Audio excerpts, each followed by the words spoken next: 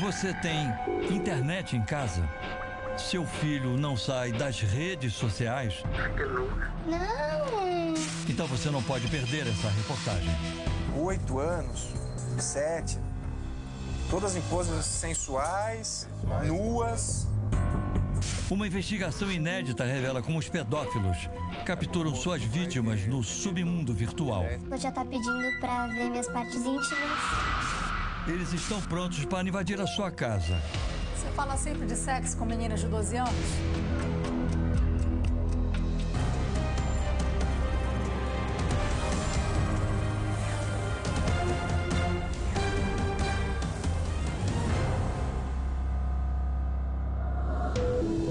Boa noite. Você sabe o que é Deep Web? Deep Web é o chamado esgoto da internet. Um mundo sem qualquer controle, onde se cometem crimes inimagináveis. Numa investigação inédita na televisão brasileira, nossos repórteres mostram como agem exploradores e aqueles que abusam sexualmente de crianças nesse território sem lei. Você vai ver também, pela primeira vez, um aliciador de menores em ação. Ele quer seduzir uma menina de 12 anos, mas terá uma surpresa que jamais vai esquecer. A menina que ele tenta aliciar é uma jornalista da nossa equipe. E mais, o depoimento exclusivo de um pai de família que assume ser pedófilo. Agora, no Repórter Record, investigação.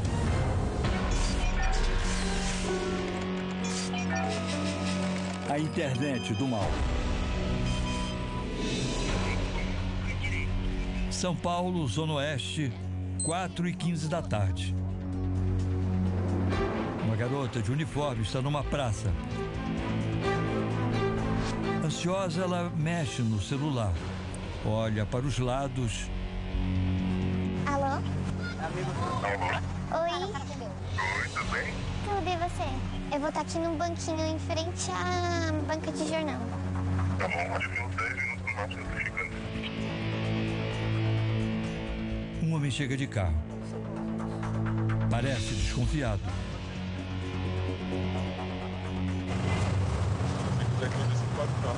Sim, só quero falar com você antes. É um encontro marcado pela internet. Oi. Ele tem 25 anos. Tudo bem? Tudo. Ah, tô tremendo. E está interessado em uma garota de 12. Mas o que esse homem realmente quer? Daqui a pouco, vamos mostrar o que vai acontecer nessa história.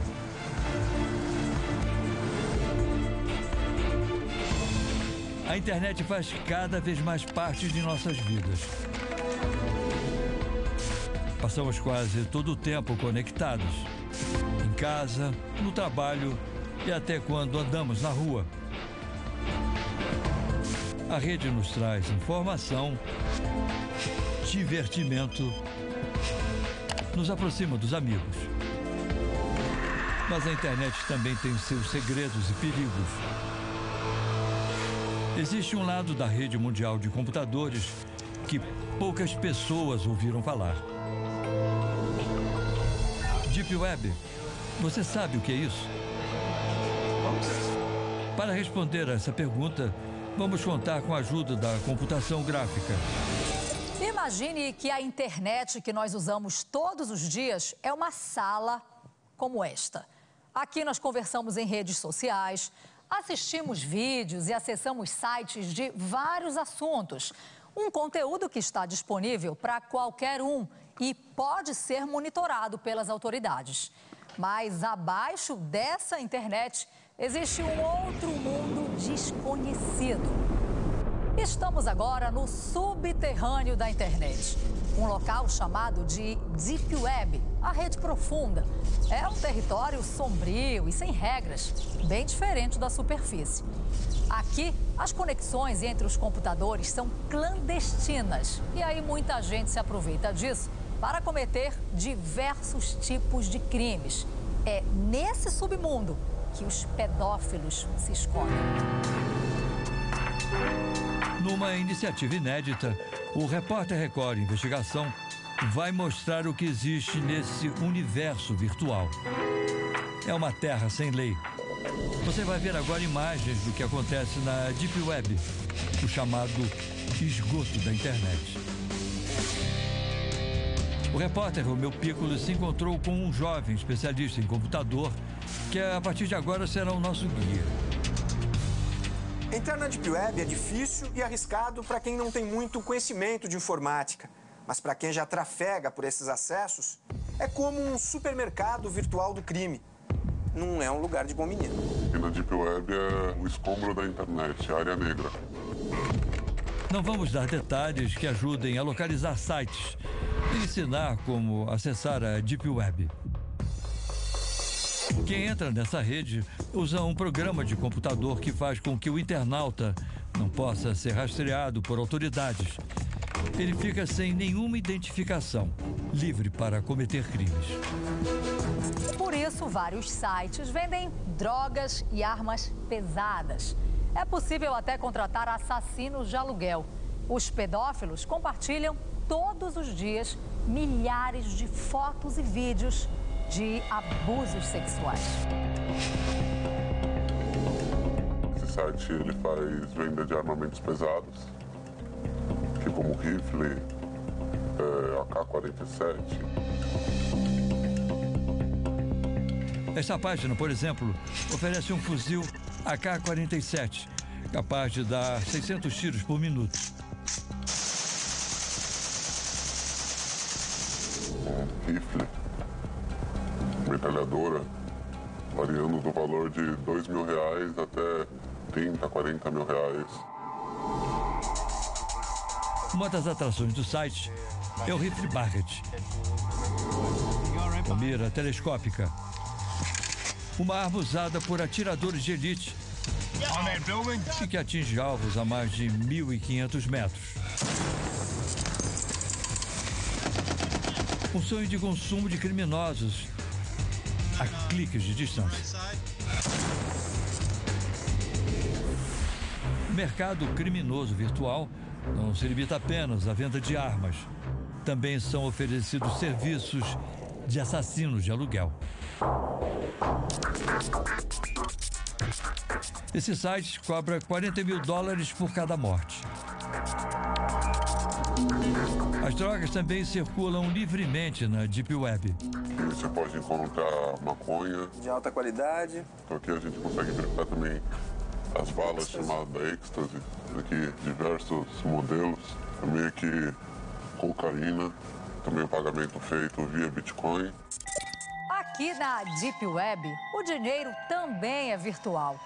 As compras de drogas, armas e os contratos de assassinato são pagos com bitcoins, a moeda eletrônica. Ela é mais difícil de ser rastreada e pode depois ser transformada em dólares ou reais, por exemplo, e sem identificar a origem. Essas contas podem ser abertas gratuitamente, sem nenhum vínculo com documentos nem nada. É tudo clandestino, né? Tudo ilegal. Mas essa ainda não é a face mais sombria da Deep Web. Nos subterrâneos da internet, os exploradores de crianças participam de um jogo perverso. Quem abusar mais ganha mais pontos e se populariza nessa rede de pedofilia. Olha, ele acabou de encontrar um site que está aberto. Vídeos de garotos, são crianças nuas, meninos. Ó, esse é um menino muito jovem. Deve ter uns 8 anos. Não dá para ter certeza sobre a nacionalidade das crianças, mas elas vêm de vários países. Ó, latinos, russos. É difícil acreditar a que ponto chega a crueldade dos pedófilos. Nós encontramos imagens agora que não tem nem como a gente mostrar um pouco dessa imagem. Imagens de adultos fazendo sexo com bebês, com recém-nascidos. Os participantes dos sites fazem um perverso concurso de popularidade. Esse fórum é composto mais de, acredito, de 10 a 15 mil pessoas. E a cada foto que você vai postando, existe uma pontuação para você ser o mais popular do fórum. Eles ganham pontuações em cima dessa rede de pedofilia. Esse delegado da Polícia Federal revela: a regra entre os pedófilos é compartilhar o máximo possível de abusos. Para você ter uma participação, ser aceito, exige essa situação, essa condição de ter um material para ser disponibilizado. Os criminosos criam tópicos com temas inacreditáveis. Esse de crianças que estão começando a andar, 1.611 postagens. Exato. Só de crianças que estão começando a andar. Meninas, né? Menininhas. Meninas, 8 anos, 7, todas em poses sensuais, nuas. Pesquisadores da Universidade de Portsmouth, na Inglaterra, fizeram uma descoberta assustadora sobre a Deep Web. 80% dos acessos feitos aqui são direcionados a sites de pedofilia. Mas como esses criminosos conseguem escapar impunemente? Porque os sites cheios de pornografia infantil funcionam sem ser incomodados. O segredo dos criminosos é que eles fazem as fotos e vídeos de pedofilia circularem por servidores em vários países.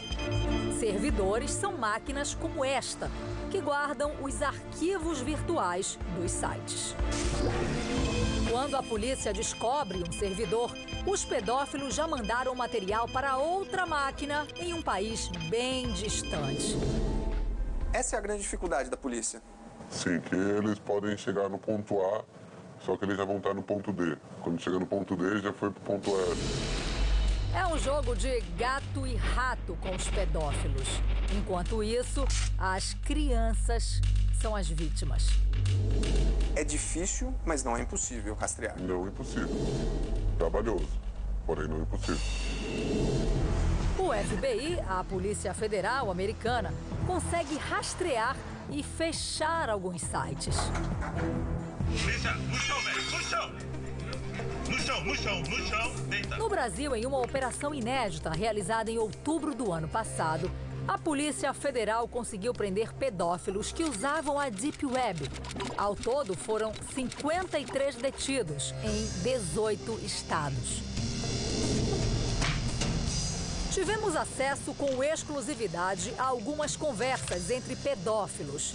Nos diálogos, um pai planeja abusar da filha, que ainda nem nasceu. Galera, minha mulher está grávida e eu tô com dúvida sobre qual anestésico usar na bebê. Cara, se explique melhor. Então, é que ela ainda está grávida, mas já estou fazendo planos. Eu queria saber qual anestésico usar. A partir de agora, durante essa reportagem, você vai ouvir um testemunho revelador. Um pai de família casado há 25 anos admite que é pedófilo. Diário de um pedófilo. A descoberta. Eu não acreditei que eu era um pedófilo. Eu achava que aquilo era simplesmente uma preferência, um hábito meu. Demorei um tempo até para mim mesmo reconhecer a minha doença. Senti muita culpa. E ainda hoje, nossa produtora se passa por uma menina de 12 anos e registra toda a lábia de um aliciador. Naquele lugar que você falou? Se você não achar ruim... Aquilo é um hotel ou é um motel? É um hotel? Ele não sabe, mas no momento do encontro, será surpreendido pela equipe do Repórter Record Investigação. Pera. Vai. Você sempre vai atrás de meninas menores para levar em motel? Mesmo na internet, que todos nós conhecemos, o perigo também é real e constante. As ferramentas de vigilância são falhas e não impedem que os pedófilos encontrem brechas para darem o bote certeiro nas vítimas que escolhem a dedo. Os casos de abusos de crianças se multiplicam pelo país. O abuso acontecia sempre aqui no quarto da menina. Mantinha relações sexuais com adolescente de 13. Pirulito foi preso em flagrante depois de marcar um encontro com este menino de 11 anos. O garoto mais novo recebia mensagens pelo telefone. Você é o único amor da minha vida. Muitos alimentados pela internet. Utilizavam o Facebook para a prática de crimes contra as menores de idade. Júlio César se aproximava das vítimas através de uma rede social na internet. Foi por uma rede social que o pedófilo tentou aliciar a menina de 11 anos. O que acontece quando uma garota de 12 anos entra numa sala de bate-papo na internet? Nós estamos no cenário do que seria o quarto de uma garota de 12 anos. Aqui no computador, atrás de mim, uma das nossas produtoras, que vai entrar na sala de bate-papo e se passar por uma menina de 12 anos. Nós vamos acompanhar o que vai acontecer durante esse bate-papo. Em menos de um minuto, 3 pessoas já chamaram ela para conversar. Inclusive com um vídeo, já pedem chamada de vídeo automaticamente. Ó, esse aqui, por exemplo, já tá pedindo para ver minhas partes íntimas. Vamos ligar a câmera para ver quem são os homens do outro lado. Nosso primeiro contato mora em Rondônia. E, para nossa surpresa, ele surge na tela, já com a calça aberta. Oi? Alô? Tá me ouvindo? A conexão cai. Ele sabe que ela tem 12 anos. Ele tem quantos anos? Ele tem 35. Ele liga novamente. Não, eu tenho vergonha. Não, que isso? Sem nenhum constrangimento, o homem mostra de novo as partes íntimas. Mas agora, ele terá uma surpresa. Tudo bem? Você costuma ter sempre conversas assim com meninas de 12 anos? A gente já imaginava que ele ia desligar, né? A gente já imaginava. Esta psicóloga é coordenadora da SaferNet, uma ONG que ajuda a proteger crianças e adolescentes no mundo virtual. Ela confirma o que acabamos de registrar. Meninas com idades entre 11 e 14 anos são as mais assediadas. São meninas que estão entrando na puberdade e começando os primeiros relacionamentos, namoros na internet. E aí podem publicar fotos, entrar em contato com amigos que ela não conhece, só conhece virtualmente. Agora a conversa é com um homem de São Paulo. Oi? Tá me ouvindo? Perguntou se eu já gosto do órgão sexual dele. A câmera é ligada. De novo, o homem do outro lado aparece sem roupa. E depois, manda beijos. Nossa produtora tecla por alguns minutos. A conversa termina quando ele diz que precisa sair, mas não sem antes pedir o número de telefone dela. E não demora muito. Ele manda fotos do órgão sexual. E no dia seguinte, liga fazendo um pedido. E por que você não me manda uma foto que eu te pedi? Qual? Agora me manda. Qual? Não sei se você pode tirar tudo igual eu tirei, meu. Tira a parte de cima e tira uma foto. Eu tirei a minha, não tirei. Se a nossa produtora fosse uma garota de 12 anos, os homens que mostramos teriam cometido o crime de aliciamento de menores. A pena vai de 1 a 3 anos de prisão. Daqui a pouco você vai acompanhar outras conversas da nossa produtora na internet. Os diálogos vão sair do mundo virtual para o real. Aquilo é um hotel ou é um motel? Diário de um pedófilo. A esposa. Você imagine só eu chegar pra minha esposa e falar: eu sou um pedófilo. É muito difícil. A reação dela foi de tristeza, ela chorou, mas ela acabou aceitando, né? Então aqui está me ajudando no meu tratamento. Este homem se diz religioso, mas comete crimes imperdoáveis. Ele é João Marcos Maciel, mais conhecido como Maestro Abusador. A polícia acredita que ele abusa de crianças há mais de 50 anos. Uma das vítimas é Marcelo, um homem que ainda carrega as marcas dos horrores. Horrores que sofreu desde menino. Um segredo guardado por quase 30 anos.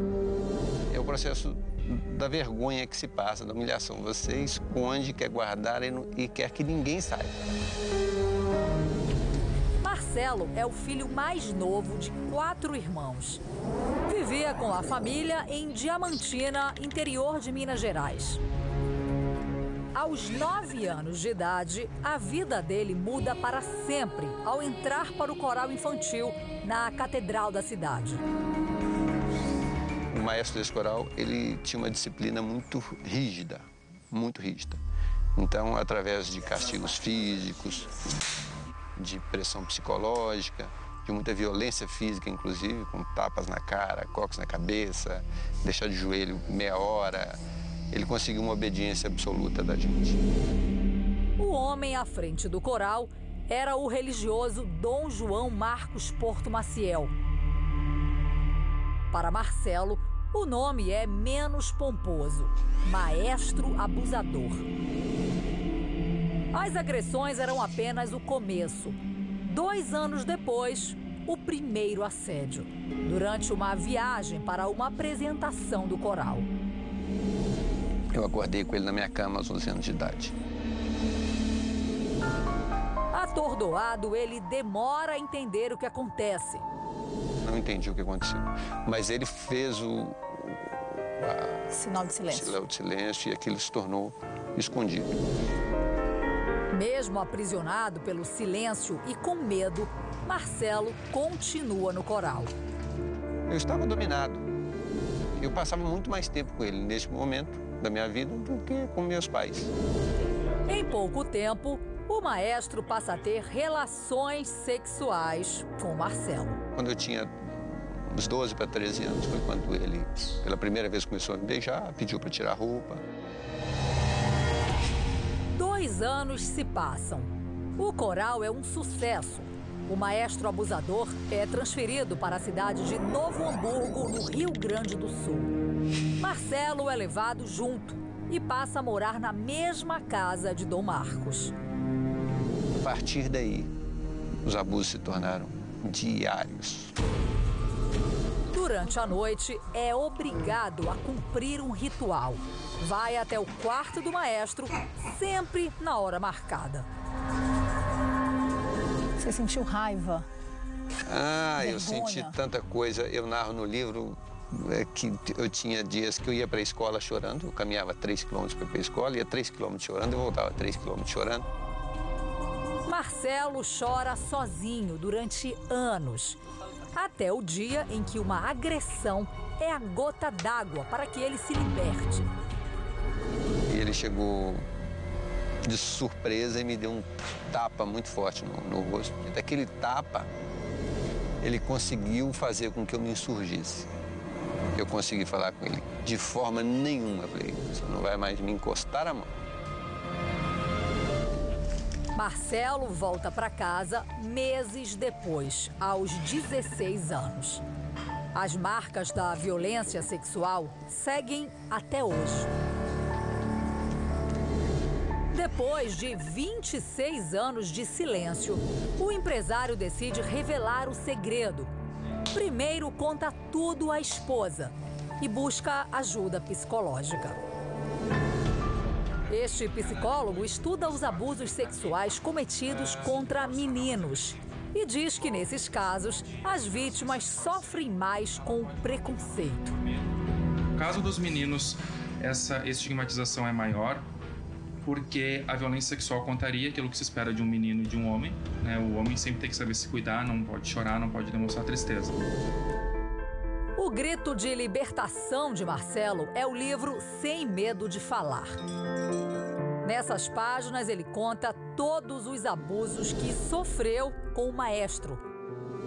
E a quebra do silêncio é o que desnuda o pedófilo, é o que pode colaborar para a prevenção da pedofilia. Os crimes já estavam prescritos, de acordo com a lei. Mas a polícia passou a monitorar Dom Marcos. Em uma manhã de dezembro do ano passado, ele finalmente é preso. Polícia, abre a porta! Senhor Dom Marcos. Entendeu o que eu falei? Que é isso aqui? Vamos acordar que o senhor tá preso. Preso? Tá preso. O senhor tem o direito de constituir advogado, de ficar em silêncio lá na delegacia. Aos 74 anos, o maestro abusador é preso na igreja criada por ele, a Veterodoxa, em Caçapava do Sul, no Rio Grande do Sul. Antes, Dom Marcos já havia sido expulso das igrejas católica e anglicana por mau comportamento. Na casa dele, a polícia acha armas e dinheiro. O ex-padre nega as acusações. O senhor abusava das crianças, Dom Marcos? Não, isso é mentira. O senhor abusava? Não. A polícia acredita que os abusos aconteceram por mais de 50 anos, período em que o suspeito atuou como religioso. Ele foi indiciado por estupro de vulnerável, porte ilegal de armas e estelionato. Você perdoa o que ele fez com você? Perdoo, mas não aceito. O sentimento de perdão é muito claro para mim, mas também não aceito o que ele fez. É inaceitável qualquer pessoa abusar de uma criança. Nenhuma criança merece ser abusada. Diário de um pedófilo. Desejo. Eu nunca tive relação com nenhuma criança. No meu caso, são fotos e vídeos que eu tinha no computador. Eu vi que eu estava num ponto muito grave, né? A angústia era muito grande. Eu fiquei com medo de já começar a procurar a criança. E quando o abuso sexual acontece dentro de casa? Porque alguém que deveria amar destrói a inocência de quem deveria ser protegido. Você vai conhecer agora a história de Bia. Ela vive atormentada à base de remédios e não se relaciona com ninguém. O responsável por tudo isso, o seu próprio pai.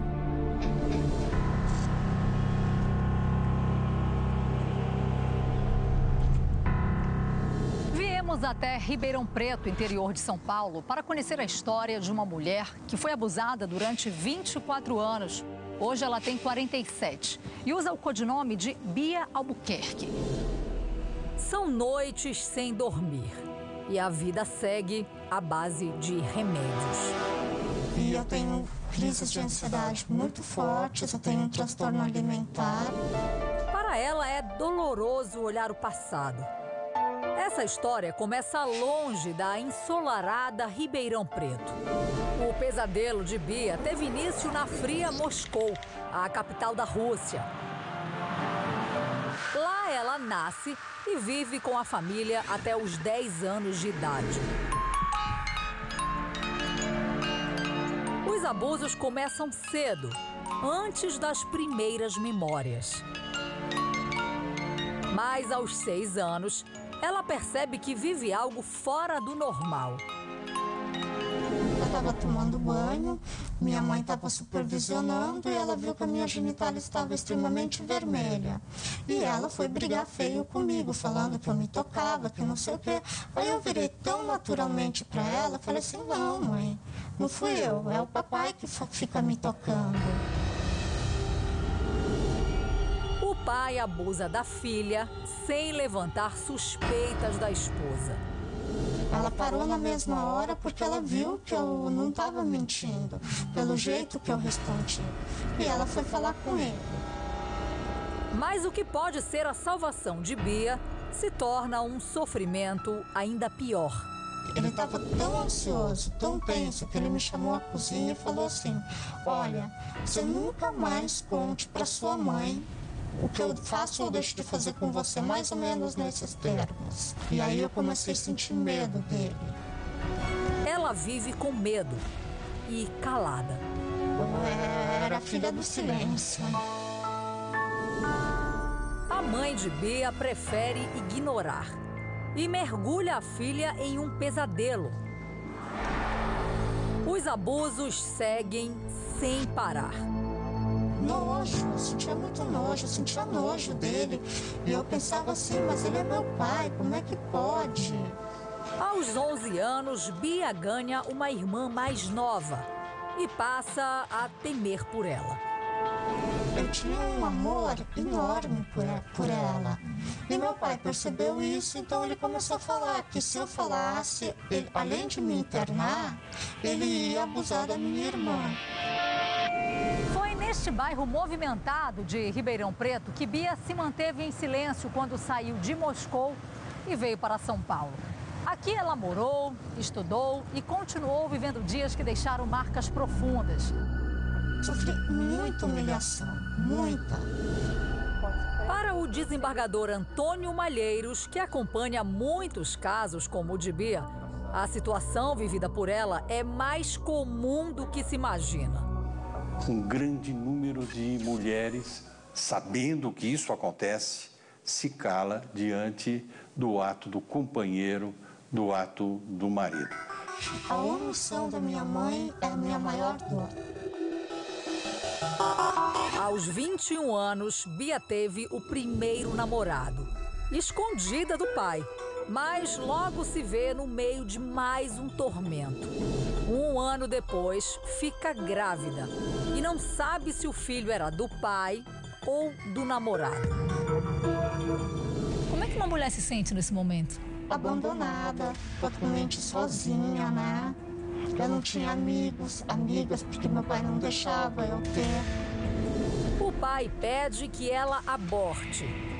Comprei um pacote de erva abortiva e abortei. Tive uma hemorragia muito forte. Ele ficou aliviado? E como, né? Imagina o alívio dele, né? E você, como ficou? Eu fiquei muito mal. Até hoje, eu convivo com essa dor. Os abusos só terminam quando Bia se casa, aos 26 anos. Só depois dos 40, ela quebra o silêncio. A revelação é um baque na família. Bia é excluída, chamada de louca e mentirosa. O agressor sexual geralmente é aquela pessoa acima de qualquer suspeita, que a criança confia e que ela tem um laço de afeto. Por isso a dificuldade da família em lidar com essa situação quando a criança acaba revelando. Hoje ela está afastada da mãe e da irmã. Escreve o que viveu em um blog, na esperança de aliviar a dor e ajudar outras vítimas. O pai de Bia morreu sem ter enfrentado a justiça. Perfil do seu pai para você, como você definiria ele? Hoje em dia eu defino ele como um psicopata. Ele matou os meus sonhos, ele matou os meus desejos, ele acabou com a minha vida. Diário de um pedófilo. A família. Uma coisa que eu não acreditava. Falaram que a vida dele era só um vício, que era um costume, que não era uma coisa que ia ser permanente. Mas todos me entenderam. Voltamos àquela sala de bate-papo onde nossa produtora se passa por uma menina de 12 anos. Homens querem fazer sexo virtual ou marcar encontros no mundo real. Só desistem quando levam um susto. Oi, boa tarde. Eles são de várias idades e profissões. Esse se apresenta como professor de história no Rio Grande do Sul. Ansioso por fazer sexo virtual, ele se envaidece de já ter ficado com alunas. Você fala sempre de sexo com meninas de 12 anos? É rotineira pra você isso? Você é bem mais velho que ela, né? E sabe que ela tem 12 anos e é virgem. Tá falando de sexo com ela há pelo menos 20 minutos? Ficou com uma cara de muito assustada, regalou os olhos, mas ouviu tudo que eu disse e desligou. Começamos a falar com um homem de São Paulo. Ele não aparece nu como os outros. Oi. Bem? Tudo e você? Tem 25 anos e conversa normalmente, mas está interessado em um encontro. Tem que ver pra onde que é melhor pra pegar você e que não vá te complicar. Você tem carro? O resto tem. Ah, então. Aí o resto fica mais fácil. Tem uma pracinha perto do meu colégio. Tem que ver um lugar pra não atrapalhar você, né? Porque sabe como que é, né? Prometemos manter contato por celular. Durante 3 dias, o homem de 25 anos faz investidas. Marcamos então o encontro em uma praça, mas ele faz outra proposta. Ele envia a foto da suíte de um motel, onde quer levar nossa produtora. E vai além, para que nada dê errado, pretende dar um drible na lei. Eu tenho RG antigo da minha ex, não me leve a mal. Não vou forçar nada, mas podemos ficar sós, entende? Ela está aqui marcando os últimos detalhes desse encontro e nós vamos acompanhar tudo e tentar conversar com esse homem para saber até onde ele queria chegar. Vamos lá.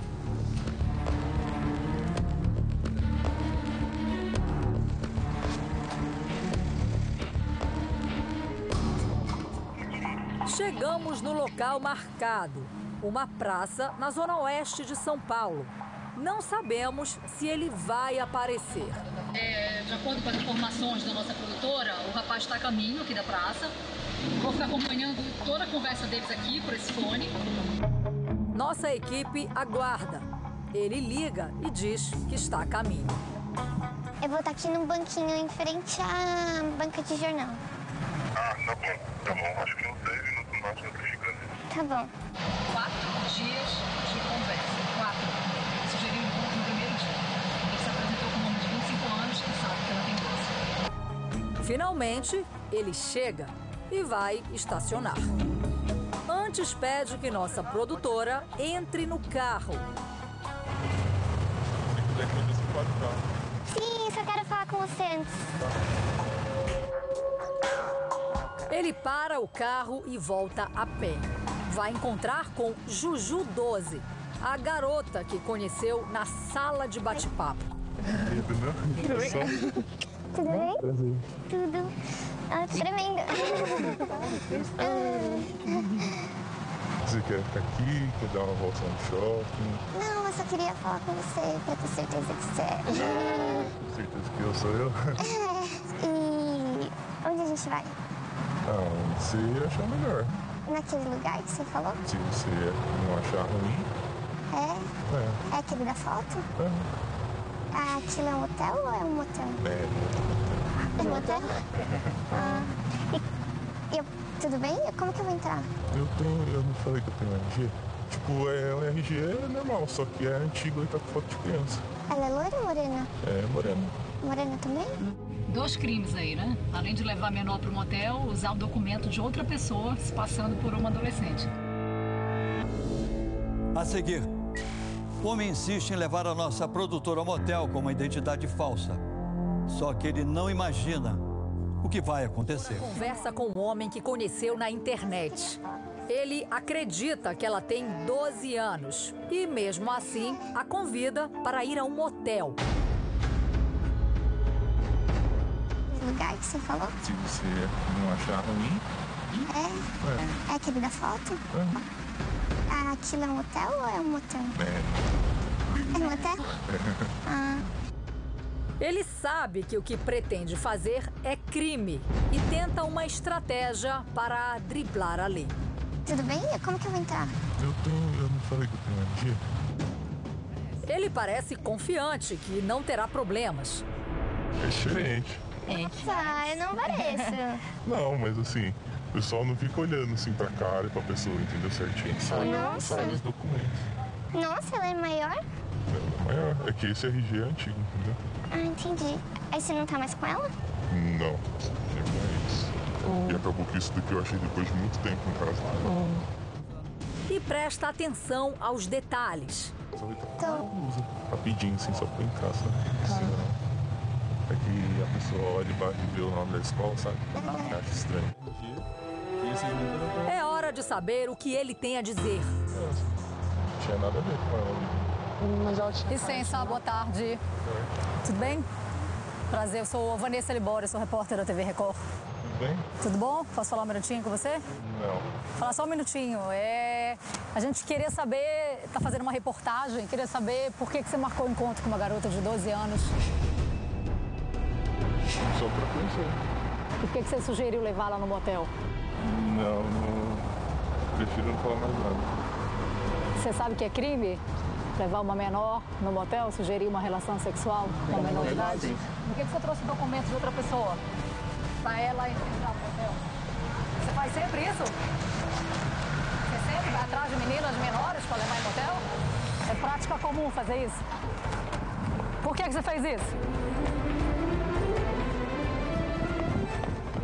Você sabia que isso é crime, não sabia? Que isso é crime, mesmo assim você fez? E o documento da tua ex-namorada, por que você trouxe? A gente tá aqui pra você se defender, por que você fez isso? Por que você fez isso? É prática comum fazer isso?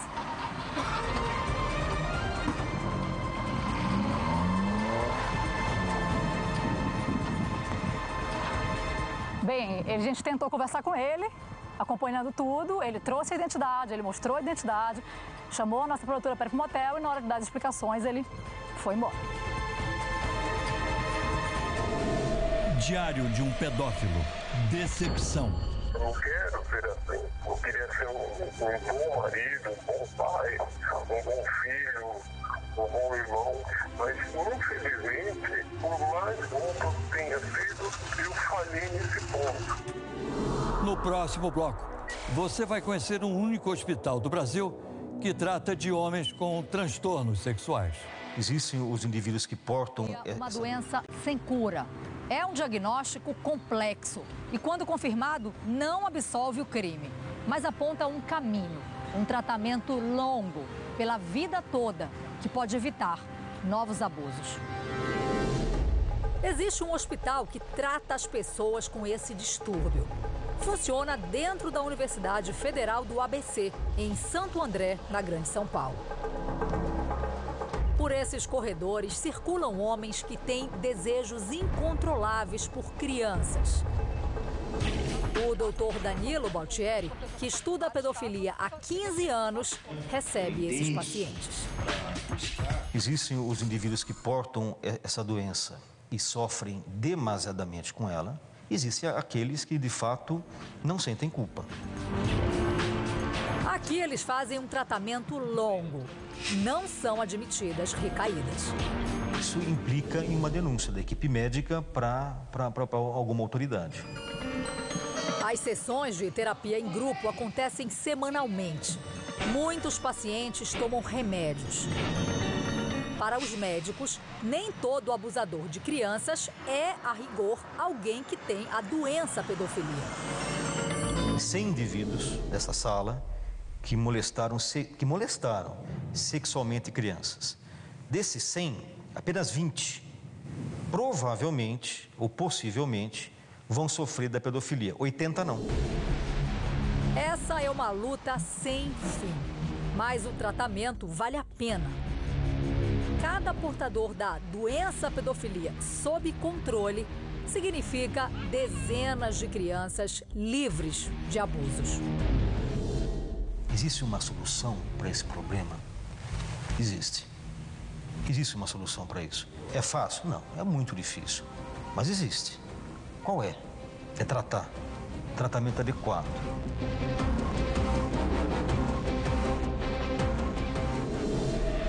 Diário de um pedófilo. Autocontrole. Eu estava ansioso para ver vídeos, fotos, crianças. E hoje já não existe mais isso. Essa angústia toda diminuiu 90%. Eu não tenho mais. Essa minha doença, ela não tem cura. A gente tem um controle, não cura. Para denunciar abusos cometidos a crianças e adolescentes, Disque 100. Sua ligação é gratuita e você não precisa se identificar. O programa de hoje é também uma advertência a todos os pais de família. Sempre que puder, veja com quem o seu filho está conversando nas redes sociais. Ele pode ser a próxima vítima desses criminosos que agem impunemente no esgoto da internet. Mais informações, acesse o nosso portal no R7. Lá tem um vídeo exclusivo com os bastidores da reportagem que mostramos. Boa noite, obrigado pela audiência e até o próximo Repórter Record Investigação. Até lá.